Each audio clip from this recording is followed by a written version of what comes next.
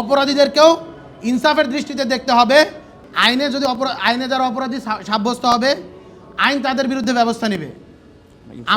আমরা ইনসাফের পক্ষে কথা বলছি। আমরা এখানে শাহবাগ কায়েম করতে আসি নাই যে আমরা বলবো যে অমুক বিচারের করতে হবে, অমুক শাস্তি দিতে হবে, সেই শাস্তিটা আমরা বাধ্য করতে হবে।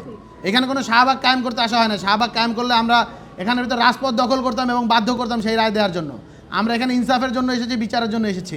যদি আইনে যে শাস্তি আছে সেই অনুযায়ী আমরা যে তাদেরকে হলো কি অপরাধী হিসেবে গণ্য করার পরবর্তীতে যদি অপরাধ প্রমাণিত হয় তাদেরকে সেই শাস্তি দেওয়ার জন্য আমরা বলবো। এবং আমরা আরও একটা কথা বলতে চাই, যারা অপরাধী রয়েছেন তাদের প্রতিও আমরা চাই যে তাদের প্রতি কোনো প্রকার অন্যায্য কাজ না করা হোক, তাদের প্রতি জুলুম না করা হোক।